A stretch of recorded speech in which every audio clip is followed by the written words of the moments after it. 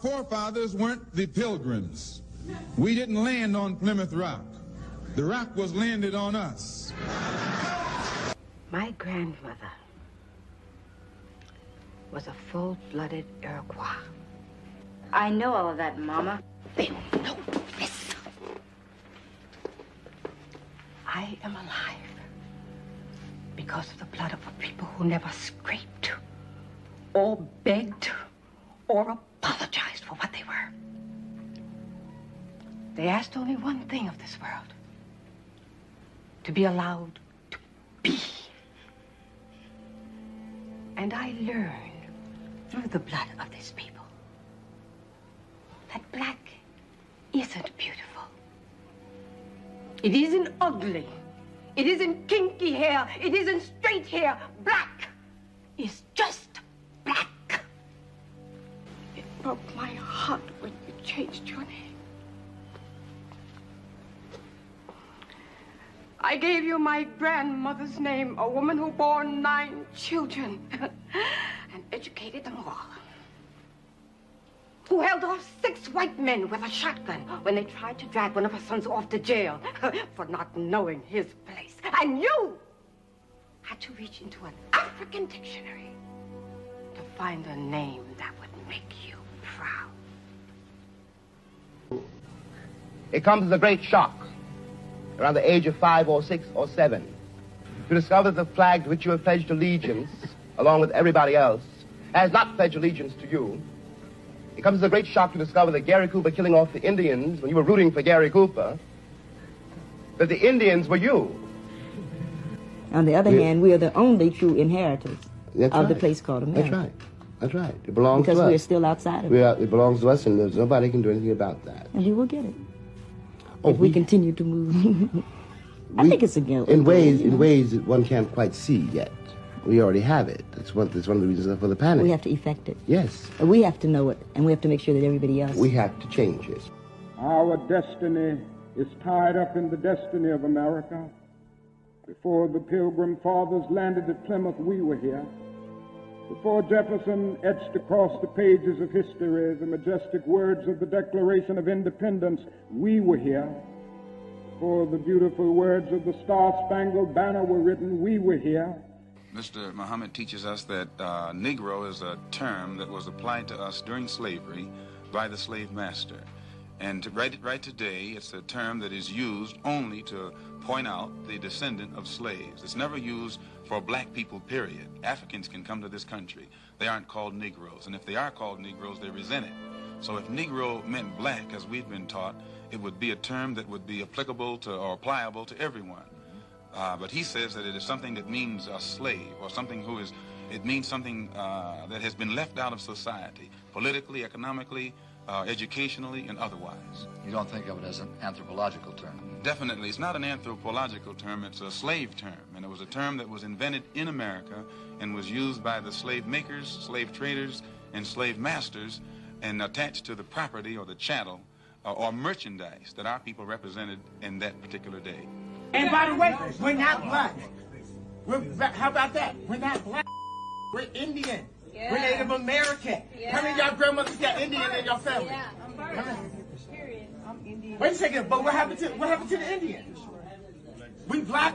Show me black on the planet. Why you stop recording? He knows the fucking shit. Why you sound crazy? Nah, because you think I sound crazy. No, you don't sound legit. You're talking true. You're talking true. We're not black. Race was made up. You're talking true. Race was made up. Yeah, with the brown eyes. Show me black on the planet. Show me black. Everybody else, they European, they Australian, they Chinese, they Japanese. Show me black on the planet. We marginalized as entertainers. Crazy because he's black. Nick, what you care about crazy? Y'all know that's my part. It's crazy because he's black. What's up, y'all? What's up?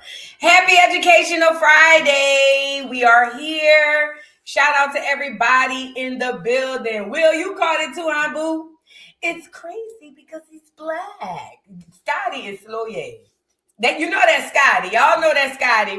Y'all come on in, get the likes up on a video. I'm sorry. Shout out to everybody in the building, girl. Let me fix my bangs, girl, or whatever you want to call this going on my head. Don't really care because it's Educational Friday and that's all that matters, right? So we are here today. It is Friday. Happy Educational Friday. I'm a bit late, but I'm here. And I wanted to come to talk to y'all today about the Black middle class during slavery. Why can't I talk? I wanted to talk to y'all about the Black middle class during slavery. Now, whenever we hear about slavery, Reconstruction, all these time periods, they always tell you about Black America being downtrodden. We either were slaves or we were poor, but they never talk about what the Black people who did well were doing, because there was a large number of Black people who did extremely well during slavery, before and after. That's the class system. A lot of them, I don't know if they still got a lot of old money. Some of them do, but that's the class system then, and it is the class system now. Now, when I talk about slavery and I talk about slavery today, you got to think about it today as it happened, as they say then, right? So if we're talking about physical slavery, meaning chains, shackles, whips and all that stuff and ropes and all that stuff, then we were physically chained down and forced to work according to the narrative for free, right? That was the whole narrative of slavery. Now, the people who had money could own slaves, and then they could force these people to do all types of labor, create all types of things, and they could do it and get a whole bunch of free labor out of it. During that time, it wasn't color based on who were the slave masters.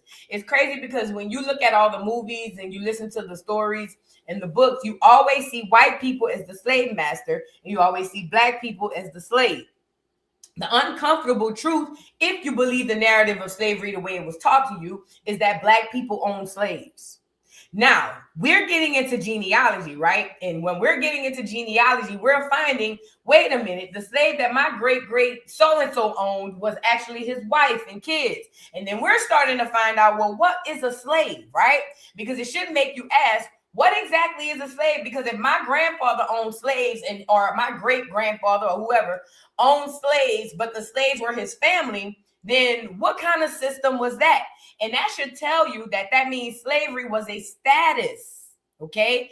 Yes, it was an occupation, but it was also a status. No different from you having a status now. If you work at a grocery store, they call you a grocer, okay? If you work at a pizza place, they call you a pizza man. You know what I'm saying? If you work middle class, they say you might work in corporate America. You know what I'm saying? There's statuses for everything. And when you look through your genealogy, you're going to see some family member that owned slaves, and you're going to start to realize that it wasn't like that. And even if they weren't family, a lot of times they were just employees, because that's what slavery was about. The Civil War was about money. Why do you think the slaves were free and then they all turned into, not all, but a lot of them became successful business owners, millionaires even? It never sat right to me when I heard the stories that we were freed from slaves, no money, no education, no direction, no nothing. And then we became so successful. Logically, that has never made sense. You can't enslave a people mentally and physically and then throw them out to the wolves and then they turn out to be successful. I don't care how great the people are. Listen to me. It's no different from getting an animal from the zoo, right? Versus an animal out the wild. The lion that's raised in the zoo literally will never survive in the wild. Not because it's not a lion. Its environment has dictated a whole different mindset for the lion in the zoo than the one in the wild. The one in the wild knows I have to keep my head on the swivel. Somebody might come behind me and pop me across the head. When I'm hungry, I got to make sure I can hunt. It's different. Whereas the lion in the zoo has everything given to him, right? He's fed twice or 3 times a day. They let him, he get to go walk. He get to get a bath. All of these things are done for him. So when you let this lion out the zoo, it probably more than likely won't last, from what I hear scientists say, days. They be dead like immediately. The reason being is because it's still a lion, but the mentality because of its environment has changed. Now talk about slavery and take that same situation, right? You want me to believe that you took millions of people, because that's the numbers they claim, and you put them in mental and physical enslavement for generations, not just one generation. I'm talking about mamas, daughters, they daughters, so on and so forth. And then you get 3, 4, 5, 6 generations in, and these people just come out super successful. It has never made common sense. What has made sense is, since that I know now, slavery was a status, and it was also an economic work status, it made sense that these people were let go from slavery, which was little to some, maybe even more, no money, and they were still having skills and availability to do these things and then go off and be successful. But you're not going to tell me people with whips all across their backs, cuts all across their head from getting escaped from slavery and all that stuff. You're not going to tell me these people can't read, can't walk, can't talk, can't do nothing. Everything dependent on a white man. You're not going to make me believe that they just became this successful. They had to have already been able to be successful prior, but had things holding them down. You know how, like today, if the government gave Black America the same leg up they gave everybody else, it wouldn't even be a competition. Okay. And I believe that that's the same thing that went on with, I know that's the same thing that went on with slavery. So be careful when y'all doing y'all genealogy. If you see a slave, that don't necessarily mean like Roots. Roots was a fake story, made up, plagiarized and made up by Alex Haley, who in my opinion was a government agent. Okay. So please, whatever you do, don't take that type of stuff to heart. Stop referencing your history to a movie. Let me tell you something like this. This is my theory. When you think about history, if the thought come to your head as a movie, that's a problem. That's a problem. Because movies are entertainment, and we know they only give us enough truth to get our attention, but not enough to even give to quench a thirst, right? So when people be thinking about slavery, the first thing popping in their head is the movie, Roots. Not only Roots, whatever else pops in their head, the stuff we learned in school, all of these things pop in our heads when we hear slavery. So it triggers something. That's a part of psychological enslavement. I need y'all to understand that that was placed there purposely to keep you enslaved, okay? And our ancestors, even though some of them were slaves and some of them were in harsh conditions, they were not the downtrodden, nothing, slave who couldn't read, walk, or take care of himself and then turned out to be okay. It just doesn't make sense. Sir Will, thank you so much, Will, for making it rain. Hold on, let me get my music. Thank you so much, Will, for making it rain, boo. I make it rain. I make it rain. I make it rain on them hoes. I make it rain. I make it rain on them hoes. Thank you so much, Will. He says, Happy Educational Friday. Make sure y'all like the video. Yes, honey. Please, please, please make sure you like the video to get the video out in the algorithm. Shout out to everybody in the building. So yeah, we're going to go over, I want to talk to y'all about well-to-do Blacks during slavery and beyond, right? And I'm saying beyond because I'm going to talk about middle class all the way up until the 1960s, since it seems to be that's when we lost our economic freedoms, dates start to line up because they said the Moors ruled all the way up until 1492. And then if you go to American history, that's when they say Columbus sailed the ocean blue, right? But then when you fast forward, they talk about the Black middle class and how prominent it was. And we had neighborhoods and all that stuff. All that stuff kind of started to cease around the 50s and the 60s. It started to die down, or at least they started at least reporting on it when the tide started shifting.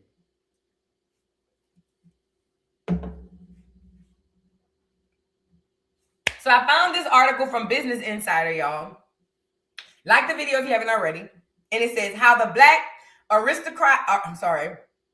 aristocracy of the Gilded Age ushered in a new era of education and freedom. Now, the purpose of me bringing up this article is because it touched a lot on what was going on in Black America during the time of slavery, right? And they call it a Gilded Age because of how fast the economic growth was. But let me tell you something. Pencil whipping is real. It's them telling us what happened. So if they want us to believe that we came from slaves, why wouldn't they turn the story or flip the story into, they were poor, and then once we freed them, because they want us to thank them for doing us a favor. Once we freed them, then they were so great and so stupendous, they were able to go out and do better. It's easier to tell you that so that you can follow all the rest of the narrative that they feed you. But the fact of the matter is this: Black people have always done well. We've never not done well. Even when they don't advertise us doing well, we still do well. The reason why Black Americans do well more than any other group by and large is because we are the owners of the land. This is our stuff. The ancestors in spirit roaming around here, making sure we good. Not everybody, but for the most part, collectively, right? So now getting into the Gilded Age, it said the Gilded Age was a period marked by rapid economic growth and prosperity. Soon after the Emancipation Proclamation in 1863, the Gilded Age ushered in a Black aristocracy. Many of the Black elite during the time owned retail and grocery stores and pharmacy. Now, last week, we spoke about all the businesses, and I told y'all we had bus companies, hospitals. We had it all. We had our own economic independence. But it wasn't up until, well, all the way, the whole Jim Crow era was to steal all of that away from us, okay? I want to go down and talk about some of the stuff that was going on. Let me read this. It says, in a letter published in the April 22nd, 1852 issue of Frederick Douglass Papers, someone known only by the pen name Ethiop observed quite a combination of enterprising Blacks are beginning to appear. It says, quote, they begin to take their places in every pursuit about town and country. And as their thoughts and sympathies partake of their varied and independent occupations, they naturally form an active and efficient business class. I call it aristocracy, Ethiop said. So right after the Emancipation Proclamation, when we're supposed to be free from slavery, you got all these Black people that are coming together, becoming super successful. And we have all of this business education and business mind. And when I say education, I don't mean you got to sit at a school and get a grade.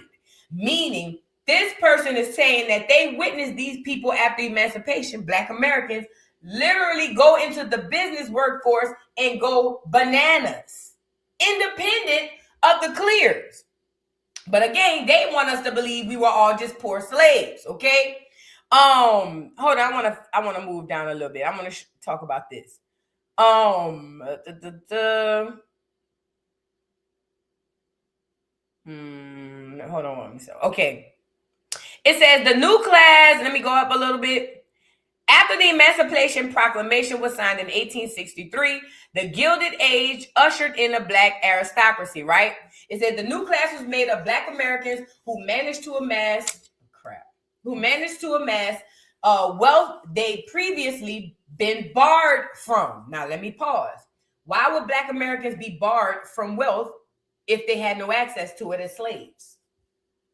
Industrialization and the railroad boom opened up business opportunities across the U.S.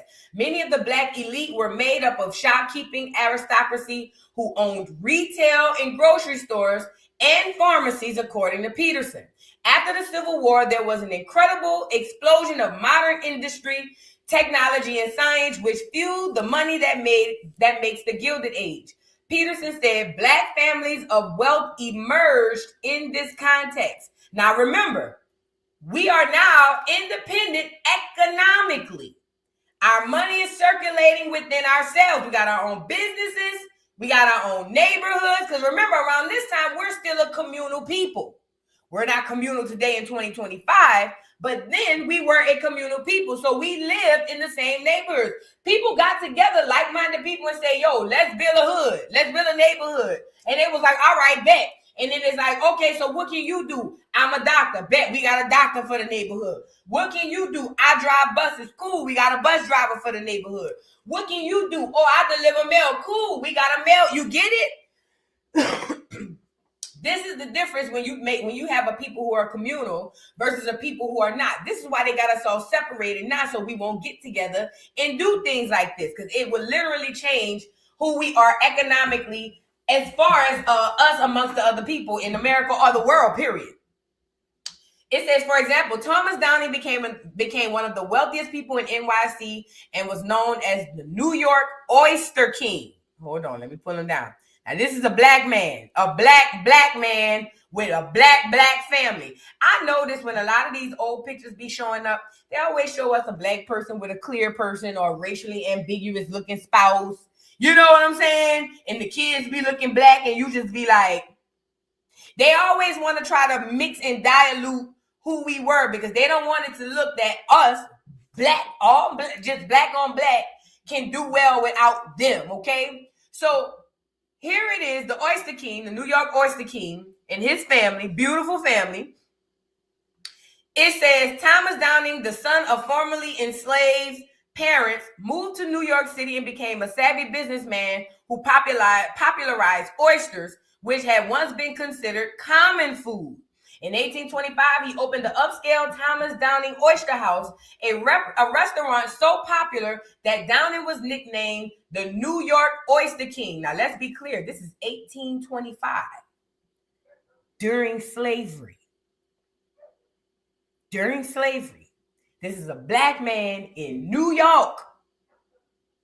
Is Seneca Village happening around this time? Yeah. I think Seneca Village may be happening around this time. This is a whole black man in New York who's most popular amongst the whole city for the Oyster King. And I'm pretty positive the lines used to be out the door. This is another thing they don't want to tell y'all.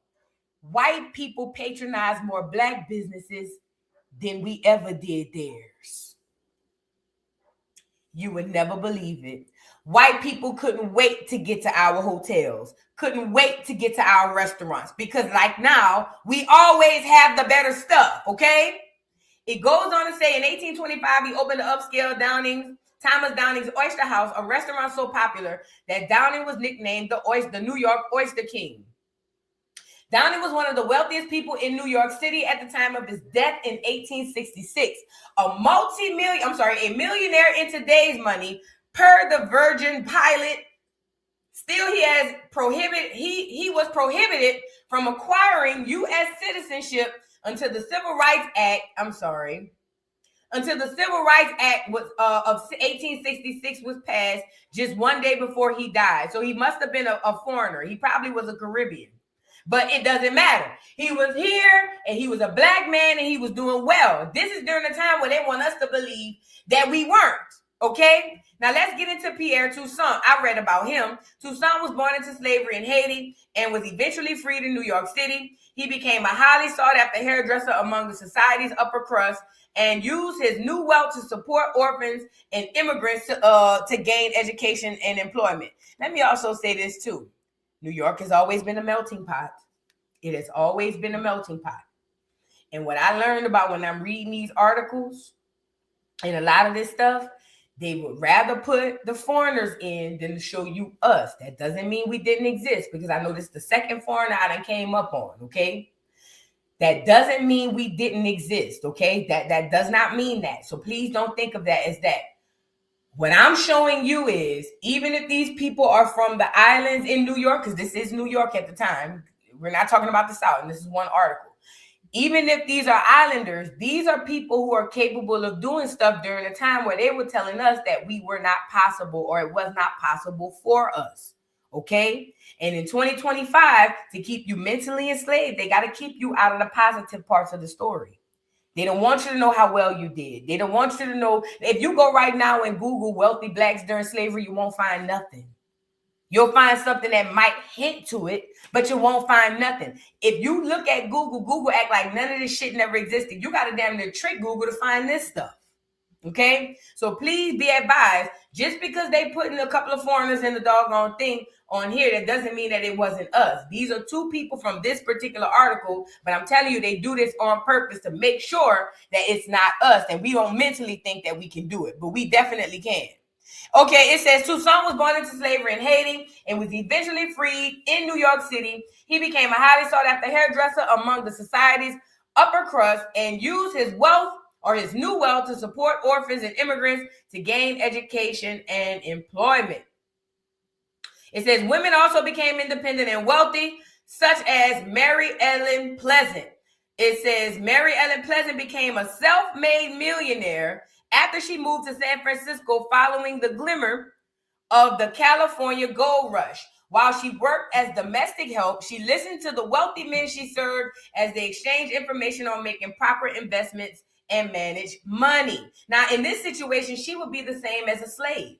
She worked for wealthy people, got paid little to hardly, she got paid so little money, and she took that money and that knowledge. This makes more sense about what happened in slavery. There were slaves or people who were working, okay? Or the ones who were slaves were the ones in like prison. That's the ones who didn't get nothing. And I'm not saying that all of the ones were prison, because some of them really got jacked over. But what I'm saying is it makes more sense that this would be the way things went. She worked for an expensive people or a group of people that was really rich. She made money and was able to save money and then get what she learned from that and turn it into what she wanted. That makes more sense than, oh, we were all poor, illiterate slaves that all of a sudden turned into millionaires. It says Pleasant used that knowledge to buy up boarding houses, laundromats, restaurants, and Wells Fargo shares. Damn. She bought Wells Fargo shares, being a famous figure in San Francisco in the second half of the 19th century. Some estimates by historians, but put her wealth around 30 million, which would be almost $1 billion in today's money. Wow. Mary Ellen Pleasant, she was a billionaire. What? In today's time. Wow. That's dope.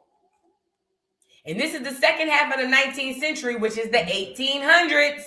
Gaining access to education was one of the ways Black New Yorkers achieved upward mobility.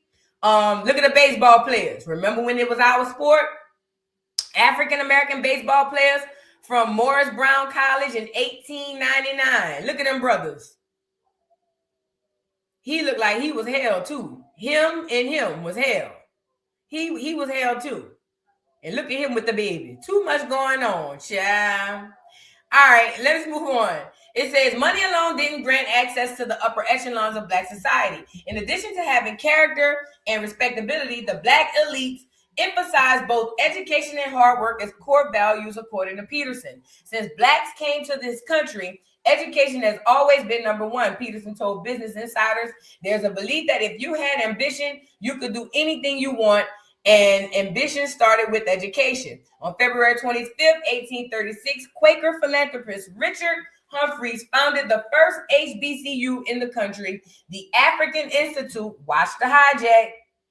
Because remember, a lot of times these people couldn't do certain things unless they were either funded by the enemy and they said, hey, you got to put that Africa name on it, or it was just people who were ops off the cuff. Watch that hijack right there. The African Institute. Watch that. It says now Cheyenne University in Pennsylvania. The majority of HBCUs originated from 1865 to 1900, the period following the Emancipation Proclamation. Education was key to unlocking the skills to become a doctor or a pharmacist, and also led to a flourishing of interest in humanities and the arts, according to Peterson. Scholars like W.E.B. Du Bois advocated for the need for an educated class. W.E.B. Du Bois bought us that education shit, and we've been fucked up ever since.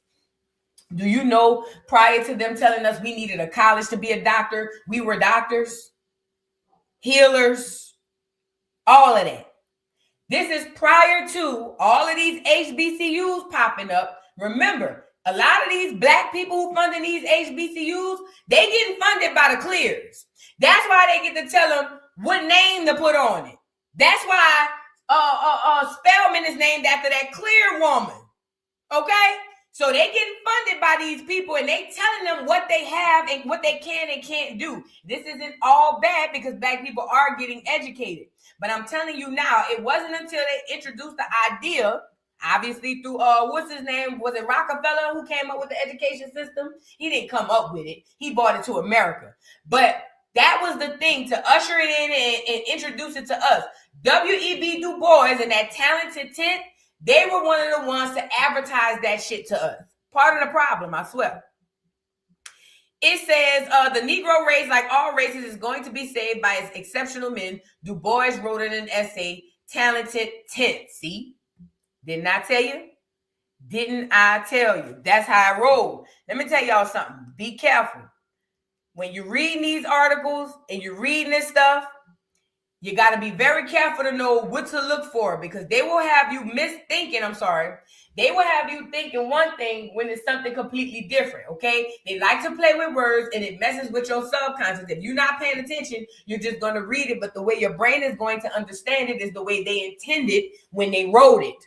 So be careful. Make sure that you can spot the bull crap. Just because it says African in an article today doesn't mean it said it then, because Google is updated literally by the second. Number one. Number two, and just because it was called African then doesn't mean that's what the people called themselves. Okay? That does not mean that's what the people called themselves. Just like right now in Mississippi, not Mississippi, Alabama, they got Africa Town. Them people don't call themselves African. Okay? Now, let's get into the African-American middle class. It says, there has been a black middle class in America since before emancipation from slavery. However, in those times, it was plagued by an extreme storm of colorism, which is a carryover from slavery. So pause. There has been a black middle class in America since before emancipation of slavery. That tells you, like I told you, we've always had a middle class, black people. It says this was partly because many fair-skinned blacks were often favored and given work indoors, being viewed as less threatening, and sometimes were even fathered by the slave owners. Despite this, they were still segregated from whites after slavery, and at the same time isolated and even scorned in some cases by the rest of the black community. Many developed their own institutions, businesses, and places of worship. Some black colleges even asked for photos with applications to keep from enrolling too many dark-skinned students. Now, let me make y'all laugh, and it's not to even be funny. Notice how they said a lot of the light-skinned blacks were biracial. And this is no shot to the biracial. Shout out to all the biracial people. There's a science that says that when you are mixed with black and white, you have two different mindsets in them. And I'm coming up with the science. So I'm Scientist Vu. Call me Dr. Scientist Vu at this point. Okay? When you mix a black person and a white person, mind-wise, they not the same as a full white person. They're not the same as a full black person. I told y'all that this is my theory, and I know it to be fact to me, that they created that mulatto class or mixed class for that reason. One, they look black, so they can trick us into believing they're on our side. And number two, they can think white, so that they can push the agendas of the people behind them. You see what I'm saying? So my theory is these mulatto people, like the KKK dude said, two things God never made, a donkey and a mulatto. It starts to make sense the more you understand. They made these people, they purposely went in breeding with black people to create a class of mulattoes that would then go on to run everything. Look at your talented 10th.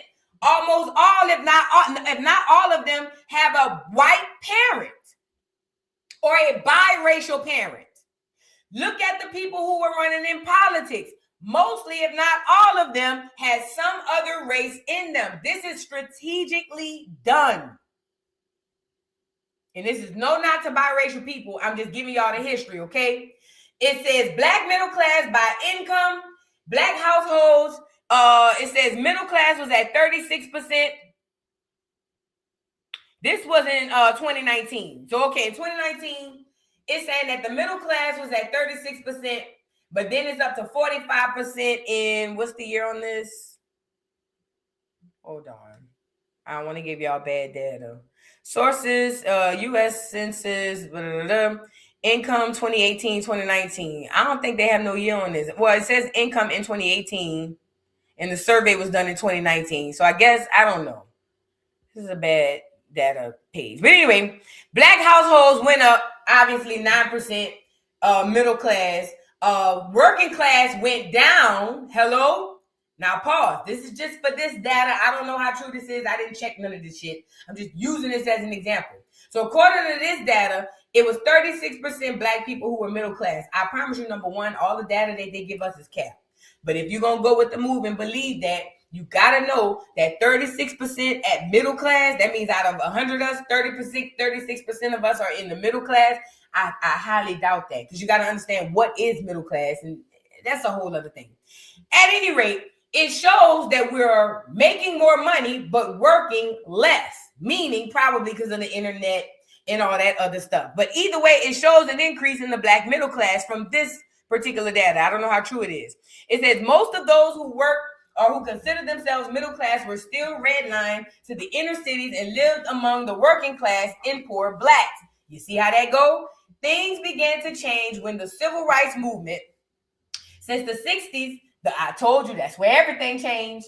Since the 60s, the black middle class has grown tremendously, and African Americans have moved into more white-collar jobs and are more educated than ever before. No longer isolated and identified by skin tone, many integrated into white middle-class neighborhoods or into some areas developed their own black middle-class neighborhoods. This is what happened. Remember, we talked about it on this channel.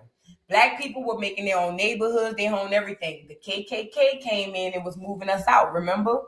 Put a 3 in the chat. So the KKK comes in, plus you got redlining, plus you got the homestead stuff going on. You got the government. They running us off our lands, running us from out of our thriving neighborhoods, burning them down, and putting us, scattering us amongst all of the blacks.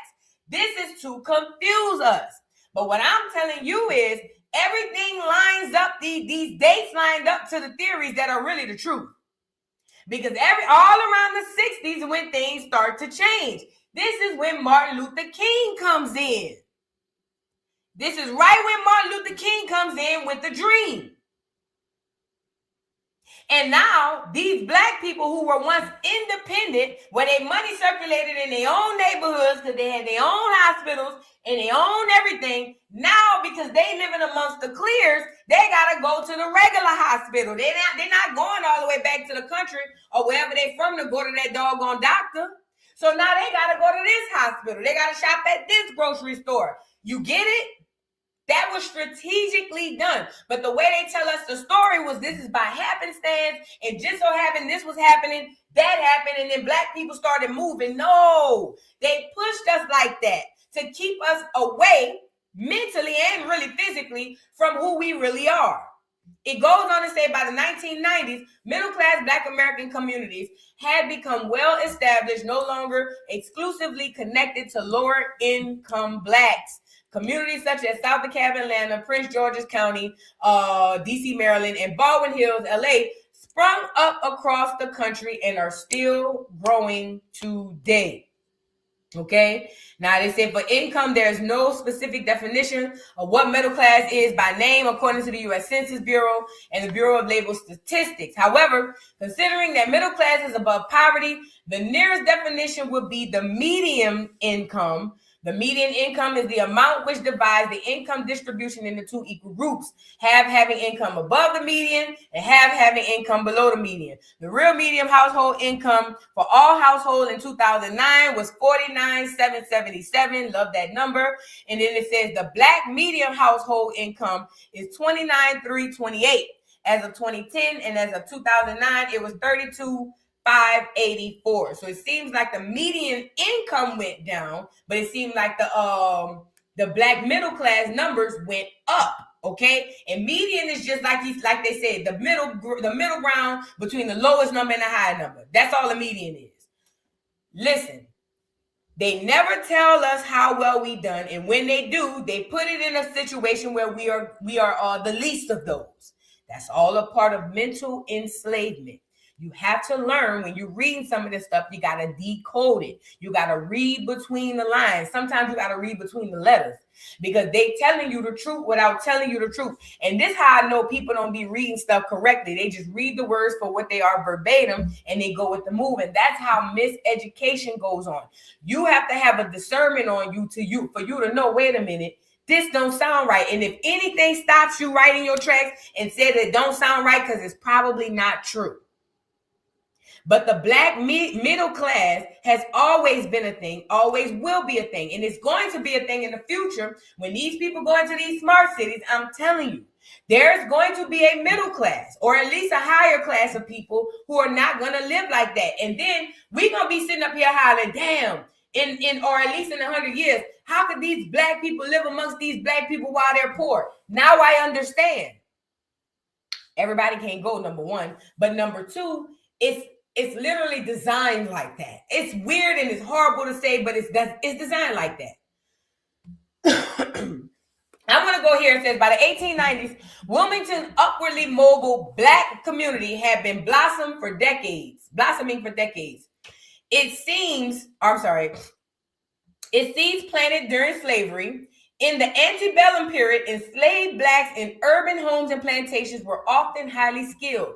They moved about more freely than their rural counterparts, mingling with the townspeople. Some could even read and write, but I thought we were all, Black people were the lifeblood of Wilmington. Black sailors and navigators made the cities prosperous. Trade hummed along, and the railroads and other businesses relied on enslaved and free Black workers. The city's stunning architect was the handiwork of Black masons, builders, and carpenters. Landmark structures like the classical revival Bellamy Mansion, which still stands today, were built by enslaved and free artisans, right? According to David Zucchino, the Pulitzer Prize winning author of Wilmington's Lie, an essential account of the events of 1898, the city had nearly 600 free Blacks, artisans, and tradesmen before the Civil War. Okay? After the Civil War, Blacks poured into the city seeking work and security. By 1880, they made up of 60% of the population, the most of any sizable southern city. What's going on around this time? KKK moving people out of, not just the KKK, the government is moving us off our land and forcing us into cities. Jim Crow lasted, over 100 years? It goes on to say, Atlanta by compromise was only 40% Black. By the 1890s, a Black person could find opportunity at every rung of society. This is in the 1890s. By 1890, a Black person could find opportunity at every rung of society. This before Ellis Island clears coming in here too. So we basically, the world is our oyster. 1890, if you wanted to do well, it was up. It says many reached the middle class, and a few accumulated, significant wealth. Cultural life was blooming. You could see Black people joyfully celebrating the Emancipation Act every year and putting on mass parades on the tradition Junkanoo holiday. White and Black people often lived and worked peacefully side by side in Wilmington. Most astonishing of all, some even began to vote together. Hello? This is in 1890, when we're supposed to be poor, broke, busted, disgusted. Yes, after slavery, but still, we're a bunch of children of slaves, grandchildren of slaves. We ain't nobody. How is it that the world was the oyster for us when the people are telling us on Google life was horrible? Now, granted, this was in Wilmington. However, it still was a representation of what was going on in America during the time. This wasn't a one-off. Literally at all. This was not a one-off. Hold on one second. I don't know if I want. Let me see. Now, I seen this article, and this article talks about the Quarterly Journal Economics, the Jim Crow and Black economic. Hold on, let me accept the cookies. Jim Crow and Black economic progress after slavery. Okay, I don't need to read the abstract. Let me go down. Black Americans have faced a long history of economic oppression in the United States. Throughout the country's early history, slavery was legal until around 1800 in the northern states and until the end of the Civil War, which is 1861 to 1865 in the South. Soon after slavery ended, southern states created racially oppressive regimes that limited the economic progress of newly freed Black families, a set of institutions collectively known as Jim Crow. Now, did we just not read that the world was Black Americans' oyster in 1890? Meaning if you was Black American in 1890 and you had a business or you wanted to be successful, it was up.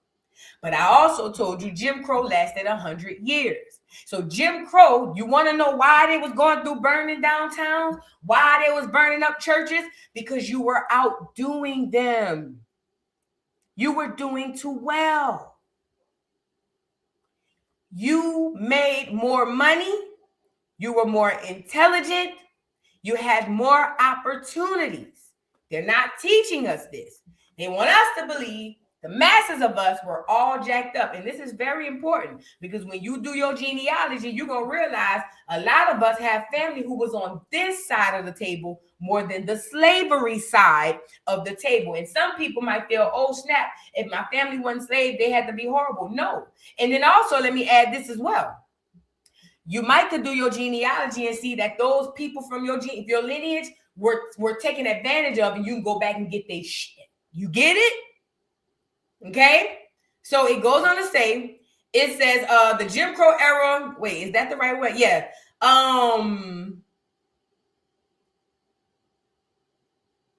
Soon after slavery ended, Southern states created racially oppressive regimes that limited the economic progress of newly freed Black families. A set of institutions collectively known as Jim Crow. States' Jim Crow regimes instituted racial segregation, Black voter disenfranchisement, and restrictions on Black Americans' economic and geographic mobility. That's the same thing I just said. When they say limit your economic and geographic mobility, that's how you make money and how far you can go to get it. That's all that means. Limit your economic and mobility, or how did they say it now? I don't want to lie. When they say it, they limited, where the word at? Yeah, here you go. And restrictions on Black Americans' economic and geographic mobility is basically how you make money and how far you can go to do it. They did this because you niggas was doing too good. You see what I'm saying? They wouldn't have to do this if you was really struggling. It says the Jim Crow era persisted for almost 100 years and only ended with the passage of the civil rights legislation in the 1960s with outlawed racial discrimination. That's when Martin Luther King came in and said, I have a dream, and tricked everybody into believing that we needed to get this Jim Crow thing up. You know what I'm saying? They posited as ending Jim Crow, but ending Jim Crow was basically the end of their taking our economic, not the end, but it marks the end, or it symbolized them getting us. Okay? Now I want to go scroll down. Hold on really quickly. Y'all get the likes up on the video. Close that up. Ugh. How the hell this came on here? All right. So let's go here. It says, free Black Americans before 1865. In 1860, just before the Civil War, 1861 and 1865, that led to the abolition of slavery, 4 million enslaved and 0.4 million free Black people lived in America. That's cap. Don't you believe that? So they want us to believe that 4 million people were slave and only 0.4 were free. See? Now, how is this possible that 4 million Black Americans were... Let's move on. It says they lived amongst each other in America. Maybe they mean they took free Blacks and put them amongst the 4 million that was enslaved. I'm going to go with that move because I don't want to misunderstand it. It says enslaved people had to exist on the U.S. or on U.S. soil since the country's colonial origins. That's come from Thomas Sowell. It says the roots of the free Black population may trace back to the 1619 when settlers in Virginia purchased the first 20 Black people, allegedly. Little is known about their fate, but it is likely that some of them were treated as servants who had to work for a fixed term and gained freedom afterwards. It goes on to say around 1660, Both law and practice had changed, implying that virtually all Black individuals who arrived in the colonies were enslaved for life. Now, pause. This is very important. They say all Black individuals who arrived in the colonies. What happens if you are already there? From 1662 onward, the law mandated that a child would inherit their legal, i.e. free or enslaved status from their mother, regardless of race. Now, this is the crazy part. When it came down to the land, that was a matriarchal thing passed down by the mothers. When it came to your status, it didn't depend on who your daddy was. It depended on who your mama was. Why do you think that is? Remember, when it came to the land before they came here, that was a matriarchal situation. That means the women were in charge, right? But when it came to your status, they didn't care who your daddy was. They wanted to know who your mama was. Probably because the power lies in the matriarch. You get it? Goes on to say, it says, from 1662 onward, the law mandated that a child would inherit their legal, i.e. free or enslaved status from their mothers, regardless of race. For some enslaved people, the Revolutionary War, 1775 to 1783, provided a road to freedom. Responding to a need for troops and laborers, both the British and American leadership promised freedom to enslaved people willing and able to serve. It is estimated that up to 100,000 enslaved people ran away from plantations to do so. It says after the war, many remained in the United States as free persons. As a result, the free Black population in some states increased dramatically. All of that was done strategically. All of that was done strategically, okay? The Revolutionary War also spread egalitarianism, challenging the institution of slavery in some regions. In the North, the abolition movement grew quickly after the war. While only a few Black people lived free of slavery before the Revolutionary War, more northern states adopted gradual emancipation laws after the war. New Jersey was the last northern state to do so in 1804. In the South, the path to freedom was narrow, especially in the lower South. All southern states except North Carolina allowed masters to free or manumit their enslaved people by 1790, but the practice was employed to different degrees across regions. In the Upper South, the first wave of manumissions occurred between 1783 and 1793, the first decade after the Revolutionary War. Motivated by anti-slavery beliefs, most manumitters freed all of their enslaved people at once. It became more selective and turned into a reward system designed to uphold slavery. By 1860, 0.2 million of the 1.8 million Black Americans in the Upper South were free. That's 11.1%. The Lower South did not see a similar manumission wave after the war, as manumissions there were usually limited to masters, illicit offspring, special favors, or least productive slaves, okay? The free Black population in the Lower South mainly originated from the refugees who fled from Saint Dominique, now Haiti, that's a lie, and purchased the that's a lie. The free Blacks of the Lower South mainly originated from the refugees who fled from Saint Dominique, now Haiti, and purchase of Louisiana from France, which had a sizable free Black population. By 1860, 40,000 and 2.5 million Black Americans in the Lower South were freed.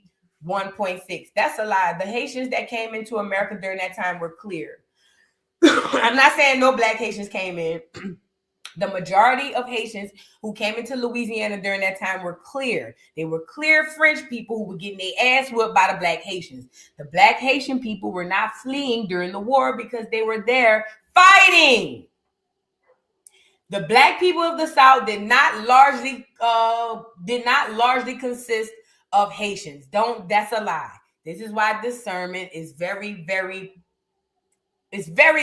powerful. Okay. So there's a lot of misconceptions going on here, but just understand that you got to be able to read between the lines, okay? Now I want to show y'all this video. Now this is about black middle class in the 60s, right? Or in matter of fact, I see one in the 50s. Do I want to show y'all this one? Yeah, I'm gonna show y'all this one. No, I don't want to show y'all this one.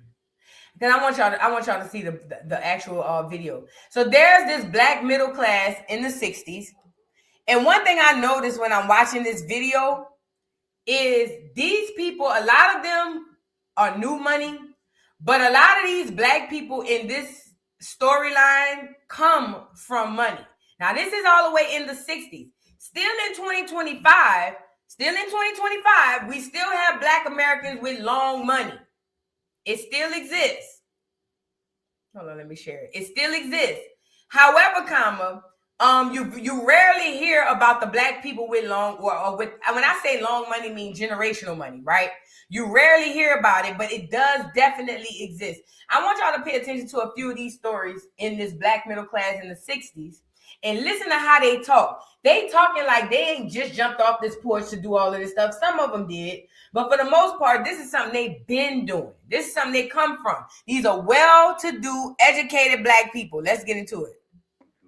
North Shore Yacht Club. I like to wear suits from Brooks Brothers. All Americans, and I am an American. We think this way. There's no other way to think. I can't think African. I can't think Irish. You heard him? Let me put the volume up. Where the volume at? He said, I think like any other American. He said, I'm not African. Hold on. He said he's not African. He can't think like an African. I can't think African. I can't think Irish. I can't think Norwegian. I have to think in the society in which I live, which is a white society. So their values are imposed on me, and I think this kind of way. I don't think of myself as being a Negro. Never until recently have I really been concerned that I am a Negro. I thought. Look at how status changed. He don't even like being called a Negro. Listen, because in my intro, Malcolm X told y'all that the term Negro was used specifically to describe one group of people. That's me and you. It was a term used to describe a slave. That's what Malcolm said in the 60s. This man said, I didn't even want to be called a Negro. Because remember, these are new terms being put on these people. Listen to what he said. Prior to that, he never knew he was a Negro. But I was an American. Hold on, let me back him up. I can't think African. I can't think Irish. I can't think Norwegian. I have to think in the society in which I live, which is a white society. So their values are imposed on me, and I think this kind of way. I don't think of myself as being a Negro. Never until recently have I really been concerned that I am a Negro. I thought all the while that I was an American. A lot of black people felt like that, yeah, yo. A lot of black people did not like those terms. I remember when the Negro term came out, I watched another documentary where the old people was going against the young people saying that they don't like the term Negro. And the young people were telling the older people that they should accept the term because it means something forward. And I'm just sitting here thinking now in 2025, nah, the old people was right. All them new names is all to confuse us, to take us further from who we are and take us off our land. That's why the new term FBA, that's no different from all these other terms. It's really no different.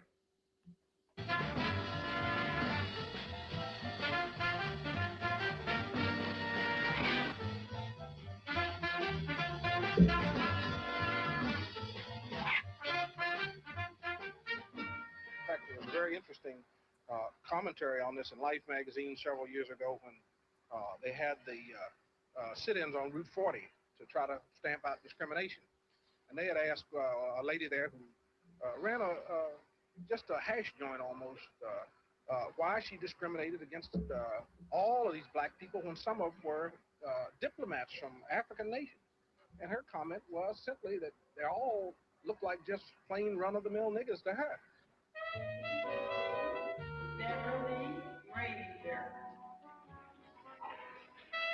That was an odd thing to say. They asked the white lady why she was treating the Africans, who are diplomats from Africa, why she treating them bad. And he said, the white lady said, well, they all look like niggas to me. They all the same. So even the whites back then, I showed y'all through Muhammad Ali, the whites back then knew the difference between a black American and a foreign black American or African. You get it? They weren't considered Negroes. You were the only one considered a Negro, not them.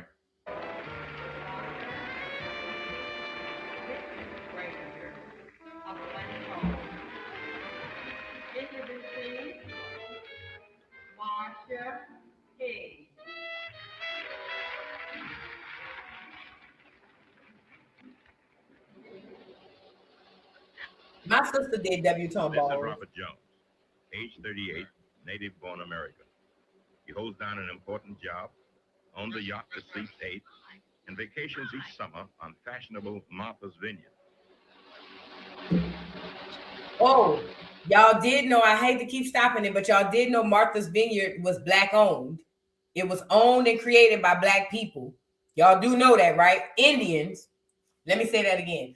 Martha's Vineyard was created by black American Indians. That's who it was, black American Indians. They created it. Then they got kicked up out of there. They got killed and all type of stuff. That was black people shit. He, his wife, Marlene, and their 2 children live on a tree-lined suburban street just across the Hudson River from New York City. Bobby Jones, as his friends call him, is a graduate of New York University with a law degree from New York Law School. He and his family are among some 5 million members of a unique and little-known group in the United States, the Negro middle class.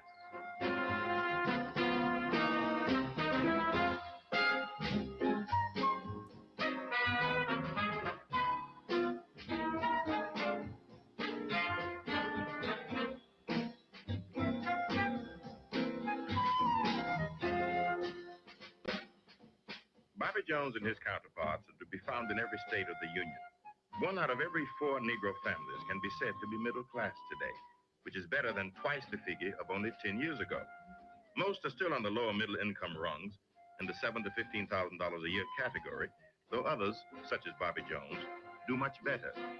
How is that possible? How is that only 1 out of 4 black Americans were doing well in the 60s when more of us was doing so well prior to? This is called paper genocide as well, or documentary genocide, because we're going to take what whoever the narrator saying is face value, and we're going to think that he's telling the truth. Nah, man. No. That doesn't make sense. It does. Now, I'm not saying it's not possible. It just doesn't make logical sense. That's all. This is not to say, however, that the millennium has come. According to the United States Department of Labor Statistics, Negro median income is still little better than half that of whites, and whites' income is increasing at a faster rate. Moreover, 1/10 of all white families now have incomes in excess of $15,000 a year. Only 1 in 40 Negro families does as well.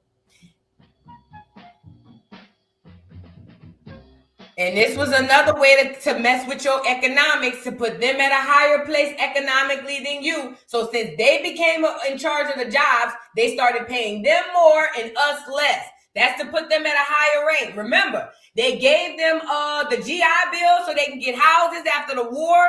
Black people didn't get it. It was all about putting these poor clears on a higher status than the blacks so that they can switch the tide. Remember, they're destiny swapping here.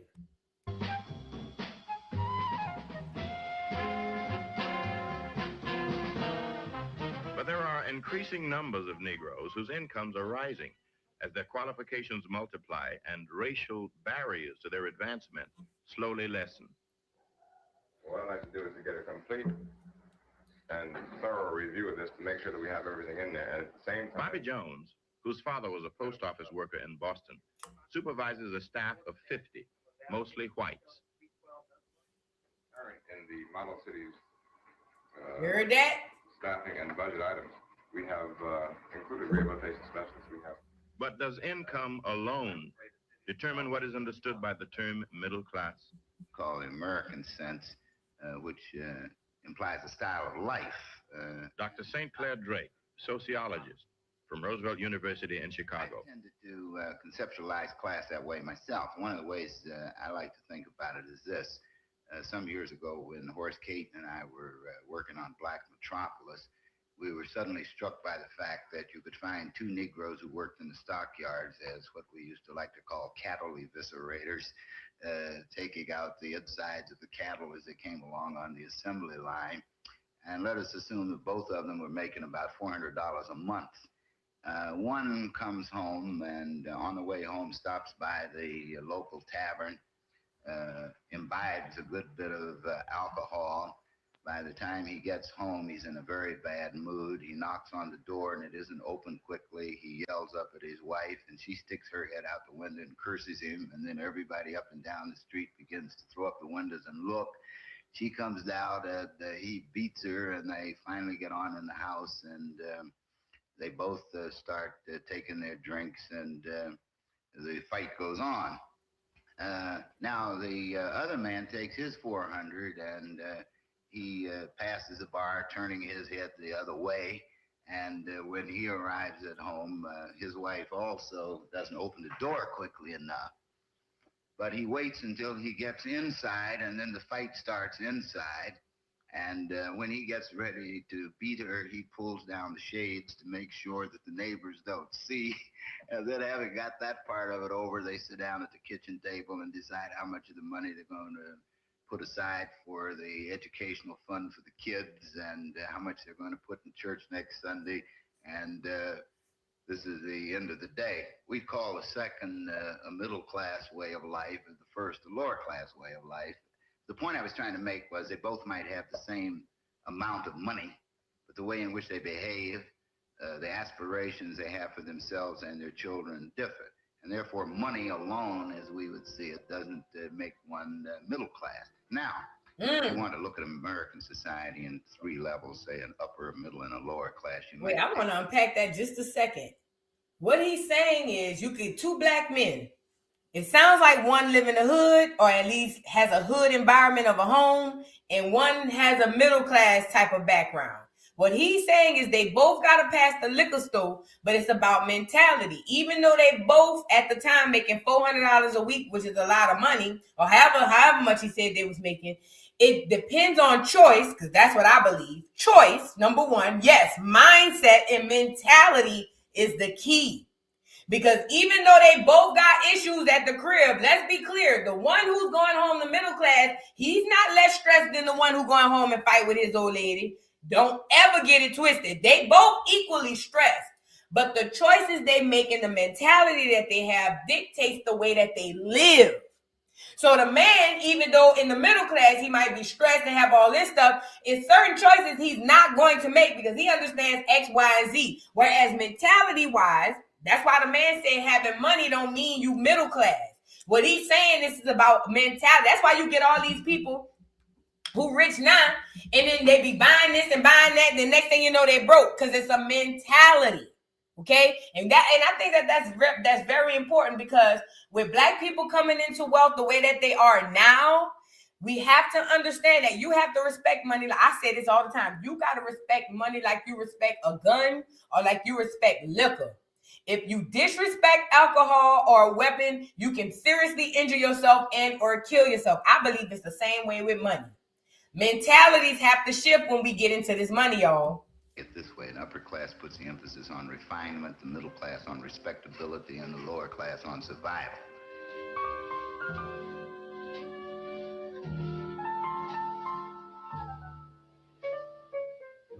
Middle class lifestyle, however, would be rather difficult to arrive at and to maintain were it not for some economic basis that is more than minimal.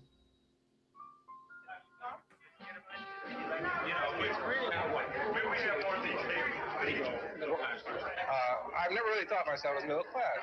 I said I'm not trying to be facetious, but there are the differences, and I don't think that that I can overlook these or gloss over these by saying they don't exist. Well, the fact that I have a job to go to every day, a responsibility to discharge with respect to that job, I think is a basic difference, because there are people that are demonstrating for rights that have not a job, and to them this is most crucial, because they can't feed their families, and I can feed mine. They can't draw a paycheck down, and I can, and this gives a certain pride and respect to the individual that I don't think they can have. What happens if a middle-class Negro loses his job? Economically, he's no longer middle class. He's unemployed, and that's an interesting fact. This Negro middle class that we're talking about is a very, very precarious thing. Someone who came out of teaching, who can get a job perhaps with the Job Corps or with some other teaching-oriented kind of occupation, can go from $7,000 a year 1 year to $15,000 or $18,000 a year with some of the anti-poverty programs the next year. Of course, if he lives up to this $15,000 or $18,000 a year and his project is not refunded, he's no longer middle class. Still, for those who customarily think of nearly all Negroes as being near the poverty level, the present picture in jobs, business, housing, and social activity within the Negro middle class is a striking one. Richard Clark, owner-manager of a New York personnel consultants firm, says he's in the business of creating instant middle-class Negroes by finding them white-collar jobs. It's called a job opportunity center, and we're brought together. And let me say this too, because listen, economically, the tide's about to shift, and I'm telling you, Black America about to get back in position. It made me think about what Kendrick said when he said, if that money gets in the hands of if that money gets into the hands of a crash dummy, it could burden my family and the ones who love me. That being said, the shift of wealth is coming from the hands of the people who don't mean us no good and going into the hands of the people who mean people in themselves good, right? So that means if you or someone you know are lucky enough to come into the wealth is for you to help and reach back, to help other people. It ain't just for you to be rich and be by yourself. Because I'm telling you now, in this day and age, with this level of wealth, people that come in with that wealth trying to be selfish, they won't have wealth long at all. The point in this wealth, because it's a lot of generational wealth that y'all are going to inherit it. The point of this wealth is for you to take it and help your brothers. Not everybody, but be discerned. Use your discernment, obviously. But for you to reach back and help, for you to break generational curses, for you to create generational wealth. And that creates a different mindset and everything.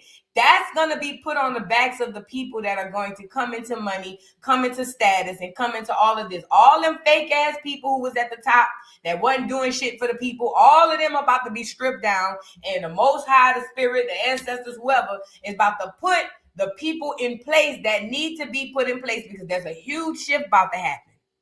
Huge, huge, huge. And like the old folks say, God knows your heart. You can get on the internet and say who you are. God knows your heart. So he knows who he's putting this money in the hands of. Okay? But just like this brother on the thing, he says, well, I'm in position. He got a whole company. He decided to reach back to the brothers and sisters and get them into middle class by getting them white collar jobs. Let this be a lesson to anybody coming into money. I'm not saying go spend all your money on people you don't know. I'm not saying you got to go give them all your money to no charity. What I'm telling you is that's what this is all about. Reaching back and helping, paying it forward. That's what this is all about. All y'all who ain't on that, even if you come into the wealth, it's going to be taken from you like that. Pay attention to all the people that's money going down the drain, and pay attention to the people that's coming up. Just pay attention. There are 750 Negro college graduates, 1/3 of whom are June 1967 graduates, and the other 2/3 experienced people who were disillusioned with the level of jobs that they hold. There are 120 interviewers here representing 33 different companies who have in mind employment. I think it's an interesting paradox that at the time that people are concerned about race rioting and looting and burning and things of this kind, that over 750 to 1,000 Negroes will be marching into this place quietly, not protesting, not rioting, not burning, not looting, but looking for an economic chance in the mainstream of American life. In a manner of speaking, we're involved in a sort of a mass token acceptance kind of a thing. That's dope. Equality of job opportunity cannot be taken for granted, however, nor can promotions. current median income for Negro college graduates is just under $6,000. The white graduate earns over $9,000. But what of Negro-owned and operated businesses? Are they, as some observers charge, threatened with decline? I know there are some people who have said that there are less or fewer Negro businesses today than there were 20 years ago. I think if we think in terms of large numbers of people in business, perhaps this may be true. But I think Negroes are engaged in bigger businesses. They are doing larger volumes of business. I think they are in more diversified businesses. I think all you have to do is read Ebony Magazine and see all the kinds of businesses that Negroes are in. Governor Kerner, I'd like to know if you're attending. Yes, I will be there. I remembered that I was supposed to go, so I will be there. Yeah. Okay, you can call them and tell them that I'll be there. Dear Jeff, this is just a little note to tell you how sorry we are that you will be leaving the Home Office to take up your duties as Vice President. The Johnson Publishing Company of Chicago is one of the country's most successful Negro business firms, with gross advertising revenues running into the millions. It's 200. At a publishing company, we don't own stuff like this no more. You know why? Because they want to completely control all of the narrative. So we used to have newspapers, television stations, publishing companies, things that it's not even about being a business owner. You think them crackers give a damn if you selling t-shirts? They don't give a damn about that. It's the type of business that you're going to use to put your people on that they care about. But I'm telling you now is the time for us to get back to this because they're very occupied with all the shit going on in the world. We got to get back to this. I'm telling you, man, we got to get back to not just owning any business. We got to own the businesses, the grocery stores. We got to open up the grocery stores again. We got to open up the bus companies. I know a lot of black people that contract and do their own buses through the school board. We got to get back to that. But even with the contracting through the school board and all that stuff, that's cool. But I'm telling you, we got to get back to where we can where we can circulate our dollar between ourselves. That is going to make us independent of all of this shit. That's what it's going to do. And also not putting anybody black in position, but putting the right people in position. Using your discernment to see, hey, yeah, he's a brother. Yeah, he's kinfolk, but that nigga crazy. I ain't rocking with that. That's your discernment. But if you see somebody trying and you can help them and your discernment tells you, yeah, go help them out, it is going to be charged to you. And there's a lot of y'all that's listening to this that's going to be in these positions. It is going to be charged to you to reach back and help that person. Not any old body with their hand out. This is where discernment comes in. Like I said, it is going to be charged to you to reach back and help the least of those because we're trying to nation build and get back to where we were. Now, when I say where we were, I don't mean Jim Crow era. I don't even mean slavery. I mean prior to that, when it was our land and we owned all of this shit. We ran it all. The only way to get back to that, we got to start small. I don't care if it just start with you. Start with the man in the mirror, okay? But it's going to be charged to those of you who do well to reach back and help. I don't care if it's through advice. I don't care if it's through money. I don't care if it's through time. Whatever it is going to be charged to you to reach back. I'm telling you now. And all of us that's going to be putting in positions, I get it. We human. We got free will and all that stuff. But God sit high and look low. That's all I'm going to say. 50 employees, including a few whites, engage in a coast-to-coast operation. I also want to say that he plays an excellent game of poker, and I just told Louis Robinson, who called me, that Jeff would be out there and to get the boys ready for it.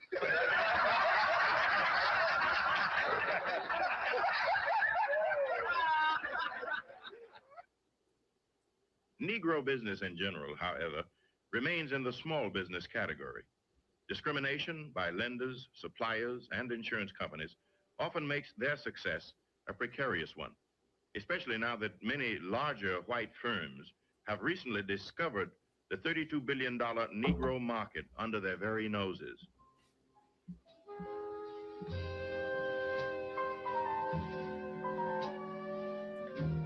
Aspirations among Negroes are often centered on better housing, to an extent which frequently outrivals those of their white counterparts.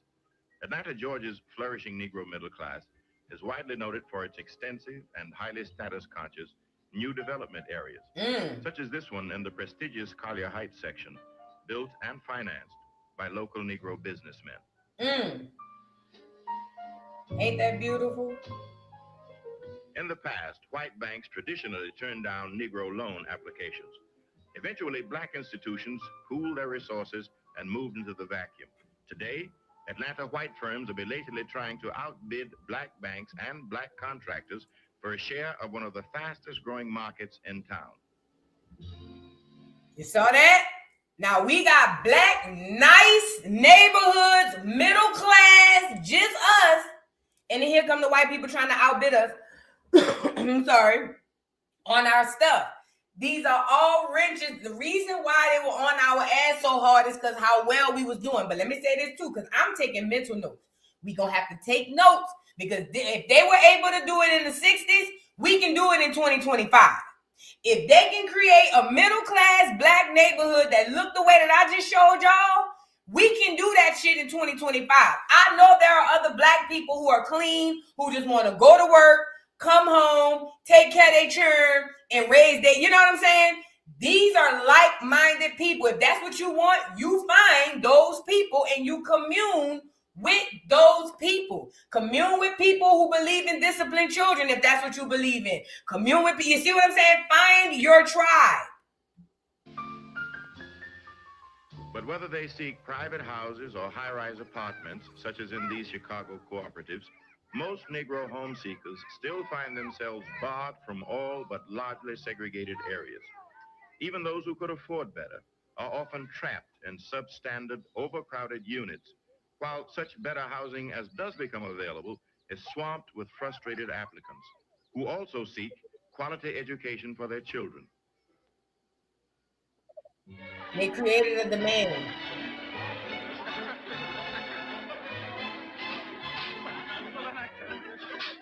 No matter where they live or with whom they work, when it comes to social activities, most Negro Americans, frozen out of the white mainstream, constitute a veritable society within a society, largely paralleling but separate from the various levels of social structure found among whites. This Waldorf Astoria debutante cotillion, given semi-annually by the New York chapter of a leading Negro women's club called the Girlfriends, is virtually identical to those held here by white groups, save for color. The white cotillions, they have their junior leagues. Of course, you know there is no colored junior league.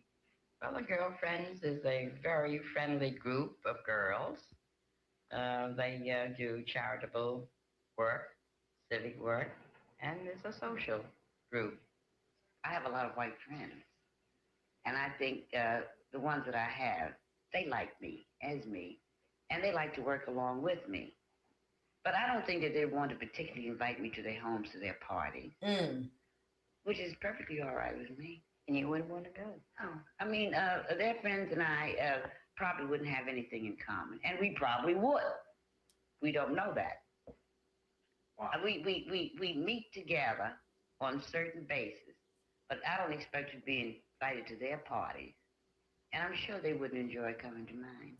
Them white folks was there trying to take over our culture. The reason that they have balls and all that shit come from us. Debutante and all Sweet Six, all of that come from us. Them white folks befriended this lady. I can almost imagine. They befriended this lady to get close enough to steal all her shit and then go recreate it by the white folks and then make it seem like they have the good shit and ours is the low ball shit. I'm telling you how they roll. Them white women were up under this black woman because they needed to learn how. I want to know how to do that. And then remember, it's their men behind the politics and the government who making all the rules. So if they steal something from black people and it's their husbands them that's creating the laws, it's nothing to make them, which is the copycat, the real, and make the real the copycat. Because their husbands are making the laws.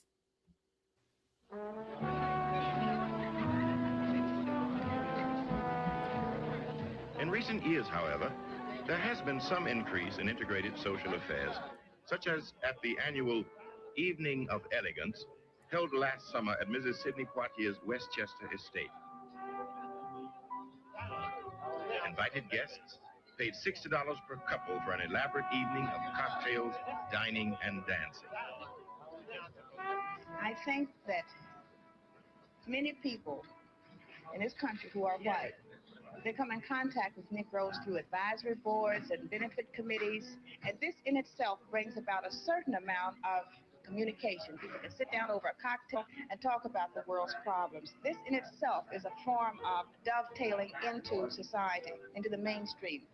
These are the people who are called upon to contribute to every cause, to every organization, to every social agency. $100 a ticket for this, $200 for that, for a couple to go somewhere for the benefit of someone else.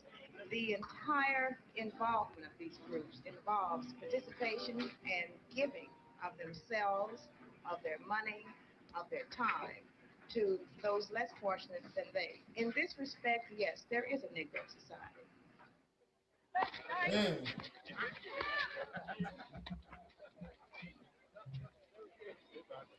Man, when I take my family on a vacation, we want to relax. We don't want any problems with prejudiced white folks. So we go where we know we won't be bothered.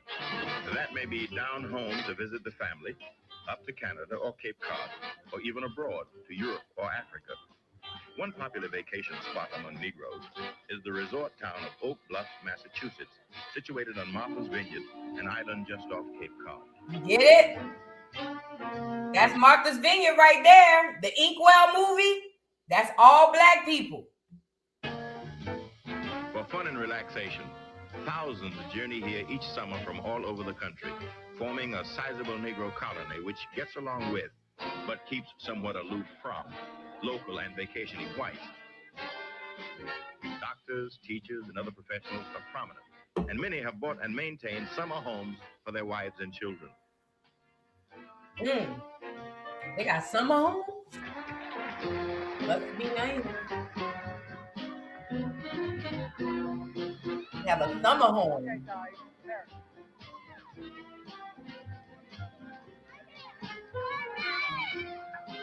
Weekend parties at places such as Sag Harbor on New York's Long Island are a specialty of Eastern club and fraternal groups, still barred from membership at most country clubs, and discussed as attitudes at resort hotels in the Catskills, Miami Beach, and other holiday spots. Some club members... Y'all seen that looker? One thing, if a nigga don't have nothing at the party, he gonna have that looker. Y'all seen somebody pouring up that gin? Weekend parties at places such as Sag Harbor on New York's Long Island are a specialty of Eastern club and fraternal groups, still barred from membership at most country clubs, and discussed as attitudes at resort hotels in the... There you go. There you go. You ain't no party without no liquor. I don't give a damn what year it is. It ain't no party without the liquor. Okay? If you don't have the liquor, we ain't got no party. Three things you need at a party for black people: food, music, and liquor. I done left people weddings because they had dry receptions, baby. Food, music, and liquor. And they getting tore up out there too. Catskills, Miami Beach, and other holiday spots. Some club members fly into such private parties from other cities to claim their place in the sun. Not all Negroes are pleased with the Negro middle class, however. In my mind, there is no black middle class. It's impossible for it to exist in this country. We have those who aspire to be middle class. And to that group, I would say that they have been almost totally, 99% negligent in their response to the struggles of the masses of black people in this country, and that they have, in many instances, in fact, hindered that struggle by moderating the genuine and legitimate radicalism of the masses. White-collar Negroes today sometimes find themselves under attack from within their own ranks. Last summer's Evening of Elegance was harshly criticized in some quarters, particularly since it took place only 2 nights after the New York riots. observers sensed an uneasiness on the part of some guests. Vassal Thomas, organizer of the affair, gives his own assessment. This is completely socialism. It's not a part of any civil rights organization. We don't propose to. We don't have speeches politically, civil rights, or any other type of controversies. And yet, in your way, you do make a contribution in that. Completely in sympathy with it. Completely in sympathy with it. But I certainly would not like it to disrupt the beauty of the evening of elegance.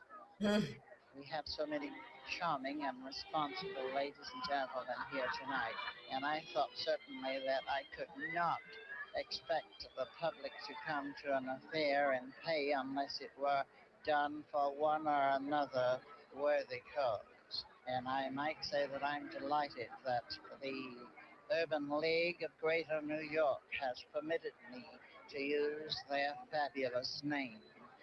We choose a certain organization or a certain charity each year, and after it has been chosen, we work like the Dickens to try to bring in some sort of support.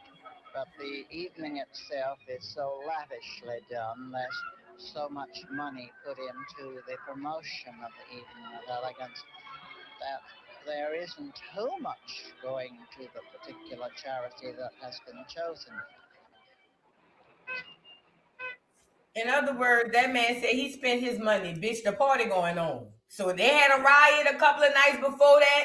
They were saying, y'all wrong for still throwing y'all party. That man said, I done put too much blood, sweat, money, and tears into that shit. The party rolling. That's what he said. He took a long time to say it, but that's what he said. Though other ethnic groups also have their class structures, sensitive Negroes find themselves caught in an awkward dilemma between desires to exercise usual middle-class behavior on the one hand and ever-present reminders of their less fortunate brothers on the other. The soul-searching goes on. I guess it's clear to see now that the Negro who is truly struggling looks askance at us. They are the upper middle class, or the middle class. They don't understand our problems. We don't need them. They're of a dying era. The Roy Wilkins and the Whitney Youngs and a Philip Randolph, possibly. We don't understand, and they don't understand it. I don't know where it's going to lead to. For instance, myself. I'm born and reared in New York, always having been in a kind of a middle-class structure. Never suffered too terribly. Went to integrated schools, got an education in the New York school system, a college education. Melting pot. At 17, I dated white girls. There you go. There was some... And this is why perspectives are very important. These are the people who came down to the South from New York wanting to join the movement, even though a lot of them never gone through none of this shit. And not just New York, but there were a lot of black people who never really lived this shit, who was just going through the motions, okay? They don't have a kinship to it because it's not familiar to them. Now, most of y'all might say, well, probably because he was in New York. They got people in the same states in the South that shit wasn't familiar to them. I live different. I eat different. My parents make money. I'm actually going to college and my parents is paying for it. Like, it hit different. But this man's mindset, number one, he's from New York. Love New York, but y'all know how the melting pot is. It messes with your brain. So his take on things is skewed, right? But on top of his take being skewed, he doesn't understand the plight of the regular black American who falls in the lower income status because it's not familiar to him. He just said he date white girls in a time where niggas couldn't just openly do it that we know of. So that tells you everything you need to know. Displeasure at it, but I did it and I had no guilt about it. For some reason or the other, I never associated myself with the welfare recipient, the unemployed person. And now I realize that these are my people, that I should be able to do something for them or with them. but yet I haven't. So that, I think, is where the guilt comes in. I have empathy for my people, but yet in my middle class value, I still kind of think of them as those people. And this is why they don't like us in political power. This is why they don't like us in position to really do things. Because even when we don't give a fuck, our inside, our heart is going to make us. This man really don't want to give a fuck about niggas that ain't got no money. But he just literally told you out his own mouth, as much as I want to be like, F them, I have to come to terms, that's still my people. Like, yeah, I get to play blind because I live a middle class life, but fuck, when the head hit the pillow, I feel some type of way because regardless, that's still my people. This is why they put black looking people in positions of power and not actual black people. Because there's something in us that's not going to let us, for the most part, but it's not going to let us be okay with screwing our own people over. But a foreigner is easier because they don't have a kinship to us. And he is one of those people who's so far gone, but even him being gone, he has to say when the head hit the pillow, I do feel some type of way because at the end of the day, that is my people.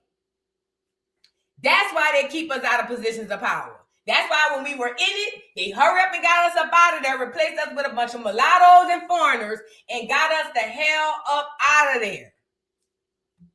And I'm aware of it. And I think a lot of people in my particular class, if you will, is aware of it, but we're reluctant. We are just imbued with this white middle class value where we think white. So I take the position that these people have been denied, and I continue to say these people. Notice that. I continue to say these people. And like I'm not one of them, when in fact I am one of them. See? I take the position now that I should help. I should do what I can. I have begun to protest. I will now picket. I will now speak out with my white counterpart about the injustices that have occurred to my people. When before, say, 15 years ago, I kind of behaved like it didn't exist. But now when I read, when it's brought to the front about housing and about job discrimination, I realize now that this did exist when I was younger, but I was just oblivious to it. I didn't think as a Negro, but now... Let me tell you something, man. His convictions got the best of him. His convictions got the best of him. You notice many times he said, but that's still my people. That's still my people.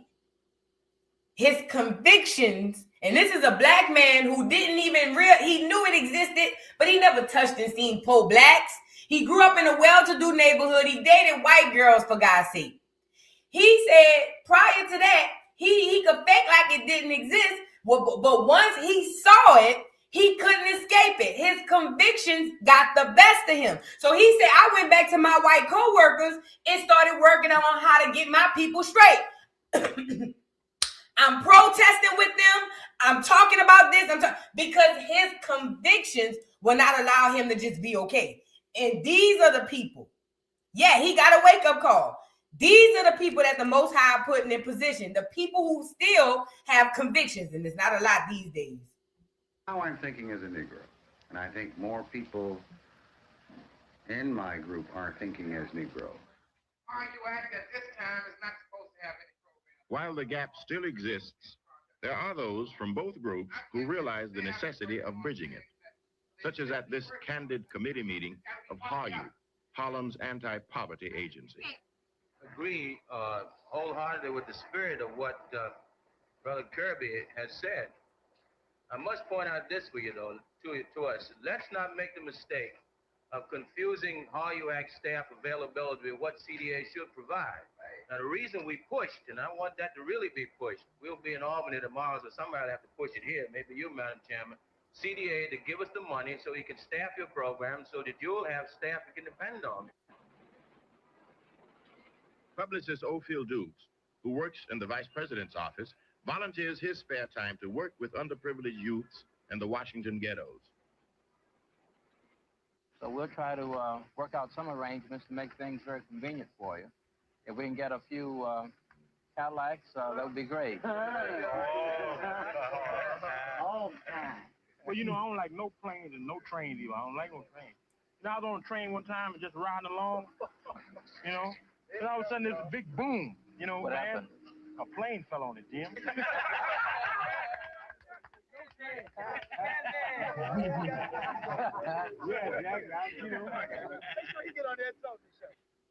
I think the one thing that the Negro lacks in terms of his ability to move from one group to another has been his separation from the total middle class, his exclusion from contacts with people who are doing things that he could be inspired to do. I think I can speak with a little authority since I started from the lowest possible class. I was born in Arkansas, and my family came to Chicago in the midst of the Depression in 1933. Our money soon ran out, and we were on the relief rolls. I think that the thing that was most helpful to me in being motivated to move out of one class into another was contact with people in a different class. Fortunately, I worked at an insurance company which had 6 men, Negro men, who were all graduates of leading colleges like Yale and Harvard and Northwestern and the University of Chicago. These men had succeeded in business. They were black men like myself. And so I was able to see from day to day that it was possible to move from one class to another.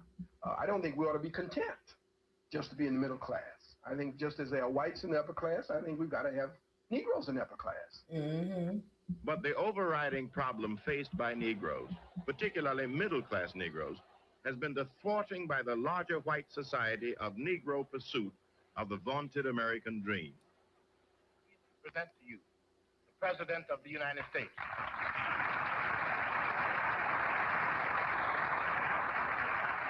In 1964, President Lyndon Johnson stated a new governmental policy.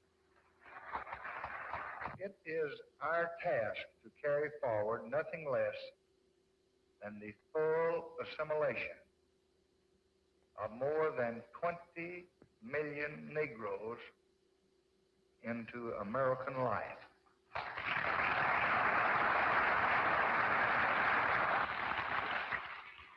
This is not to be an assimilation of bland conformity. Our object is not to make all people alike. It is, as it has always been, to allow ready access to every blessing of liberty while permitting each to keep his sense of identity with a culture and a tradition. Despite the fact that he promised no more than that which white Americans automatically take for granted, this still represented the most far-reaching promise to Negroes ever made by any American president. This climaxed the time, beginning with the March on Washington, led by Dr. Martin Luther King and other civil rights. So this was the trick. The trick was, hey, black people, even though y'all are doing well, we're going to create class systems that say we doing better. And then we're going to make it to where it's hard for you to get into these class systems. We're going to pick some whites, we're going to make them do well, and we're going to put them in the class system, and we're going to make this exclusive so that you want to get in. And our system is going to be the system that runs the nation, right? So we got this class system, and you Negroes will give you up to middle class just to say that we gave you something. But for the most part, you'll never be as good as us. But the gag is the Negroes, a lot of them were doing much better than the whites. It's about mental. So then they tricked the black people to thinking that they needed to join this upper class system situation, and this is where the destiny swapping comes in, because mind you, around this time, Lyndon B. Johnson making these announcements, oh, y'all trying to make it seem like they doing this for black people. None of this was done for the betterment of black people. This was done so that they can, number one, put us all together. Number two, the clears can soak up everything they can from us. And then number three, for them to really take on our identity and who we were. When they put us together, it benefited them way more than it had ever benefited us. I don't think we got any benefit from integration. Unless you just have a desire to be amongst the clears, we did not get any benefit from integration. Other than going to movie theaters, grocery stores, and doctor's offices, we did not get anything from integration. We lost everything during integration. It was televised because it had to be blasted to everybody what these people were doing. Lyndon B. Johnson, who else? Richard Nixon. None of these clear-ass crackers did nothing for niggas to help niggas. As a matter of fact, everything they did for black people that seemingly looked like it helped us, it was total opposite. Total opposite. Us integrating was to help them, to take our resources, extract our wealth, make us go into their jobs, make us go into their systems, make us go into their schools, take all our shit, and then put us in one big thing and then tell us we always at the bottom. That was the gag. Leaders, when the mood among most Negroes was one of hope, of rising expectations, of a vision of a new and more just relationship between white and black.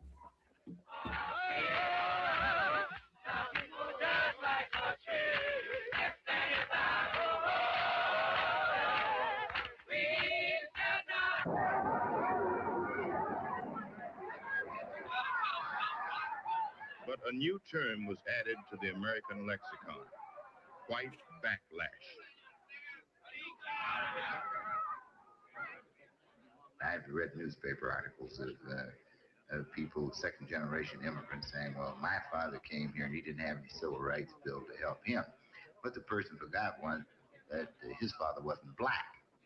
The sociology. Second-generation immigrants.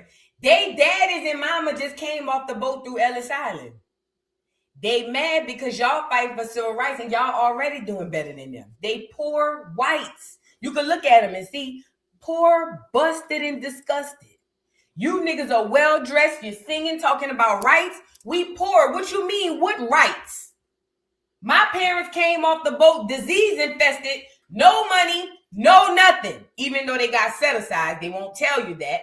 But still, my parents came off the boat with nothing. You niggas already outpacing us education-wise. You niggas already outpacing us job-wise. Now you want to scream and holler about civil rights? That's how the white folks felt. Just have this term high visibility to refer to the fact that you can always see the Negro. He wears his badge of color. European could come speaking a European language. Once he learned English, things were different. See? He could change his name and take an Anglo-Saxon type name and lose himself in the vast middle class of this country. No matter what the Negro attained in terms of his money or his education, he could not slough off color, and insofar as color was a focal point for I want to stop him. He said that the European come over here, they get a new language and a new name, and they completely forget about Europe. Did I not tell y'all that? All these white people you see in America are foreigners. Most of them come from Europe. We got some coming from Africa, but most of them come from Europe. They are all foreigners. I don't give a damn if they name Kate Smith, Keisha Jones. They are all foreigners. Every single white person you see on this land is a foreigner. Every single one of them bitches is foreigners. But they got you believing that they are the American and you are the foreigner. Y'all got to pay attention, man. He was at a competitive disadvantage. And yet one of the great ironies of life in the United States is that white middle-class neighborhoods, without even waiting to see what types of neighbors they are dealing with, have had the tendency to meet the incoming Negro with first in the old days with restrictive covenants when they were declared unenforceable in the courts with arson and bombs, and today with the same wall of lack of acceptance, and very often, and this has been proved in those neighborhoods where you've had block organizations or groups that have welcomed the new Negro neighbor, very often the new Negro neighbor is more solidly middle class than the white neighbors who try to keep him out. Families who themselves have only become middle class in the last generation, very often immigrant families who cannot even speak a variety of English, as impeccable as the English which the new Negro neighbor has, have reacted with violence and with fury in order to try to prevent. Wait, he said that the white people was mad because they couldn't speak English like the black people? Is that what he's saying? As impeccable as the English which the groups that have welcomed the new Negro neighbor, very often the new Negro neighbor is more solidly middle class than the white neighbors who try to keep him out. Families who themselves have only become middle class in the last generation, very often immigrant families who cannot even speak a variety of English, as impeccable as the English which the new Negro neighbor has, have reacted with violence and with fury in order to try to prevent Negro neighbors from coming in. That's why they hated you, Black America, because you were better than them. You've always been better than them. You've always done better than them. Redlining happened for multiple reasons, but the reasons why was because you were doing better than them. You still do better than them. You just don't know it. Your mind's so gone. That's why we put it on hair, nails, and all that bullshit, and clubs and trippets and all that shit. But you always done better than them. You want to know why they hated you so much? It wasn't just because you were black. That's the narrative they feed you to keep you in your feelings. It was because they know who you are. They know who you've always been. They wanted to burn down your schools, your churches, and your children because you were better than them. They barely spoke English. So you know they couldn't hardly get no jobs. Mind you, we've been here for generations. We got all the skills, we got the history, and we got the connections. You got first and second generation whites coming off the boat through Ellis Island, don't speak no English, don't have no skills. You don't think they're gonna join the KKK to whoop your ass? If I was one of them, I would do it too. If I was a clear coming off Ellis Island and I could find freedom in this new place and a new life, and all I gotta do is take it from this group of people, I'm with them. I'd rather just, I ain't gonna lie. Survival of the fittest. The biggest narrative is they hate you because of you black. No, they hate you because you black and you are better than them. You always outpaced them. You always outeducated them. Everything you've done has always outdone them. That's why they hate you, and they know who they really are and who you really are. And this perhaps is one of the greatest tragedies of the Negro middle class, that its aspirations are blocked with respect to living in those kinds of neighborhoods where one can live a middle-class style of life most effectively. The most extreme form of this, of course, is in the suburban areas. And if any of the problems of the inner city are going to be solved, as well as the problems of the Negro middle class, the suburban ring around our major cities is going to have to drastically alter its attitude toward the people who are like them in every respect other than the color of their skins.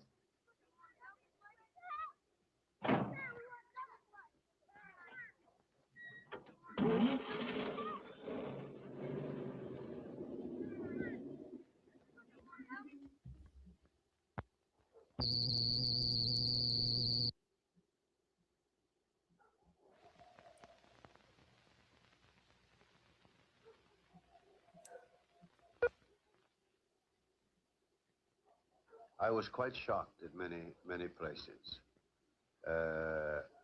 I wanted to see just exactly how the ordinary Negro might be treated in these villages. Oh, I remember at one time I parked at...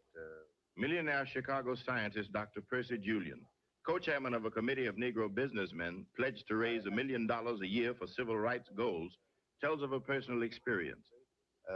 Just gently bumped the back of an automobile of a fellow who was standing there in parking. Black people in position back then, not all, but a lot of them reached back and looked out for black people. Even if he was doing it through civil rights, they still reached back and looked out. That was big.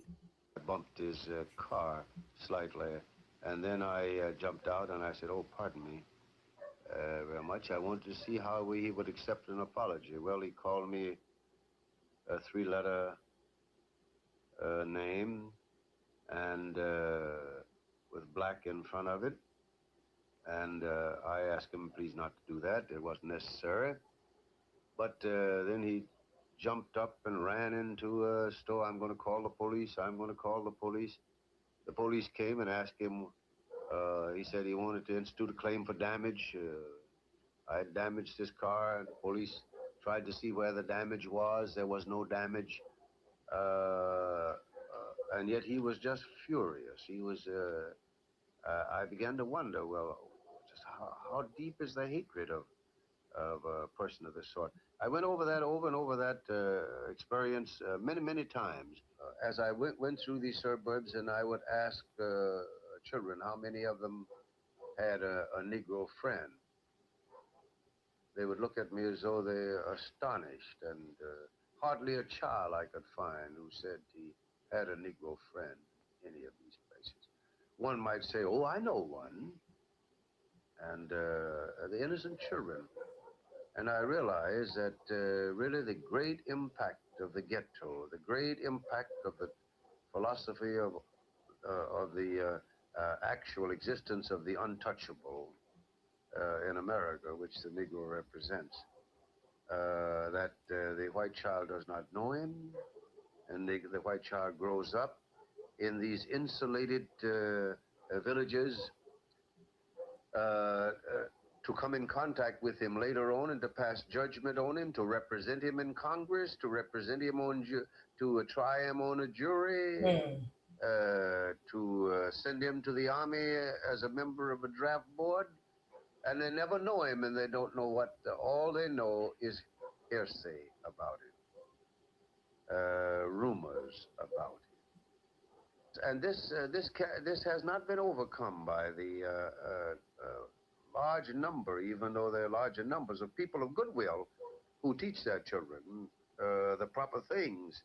But there are so many who don't bother to teach the children. And I'm not sure that we can rest comfortably and think that the majority of white Americans have goodwill toward them.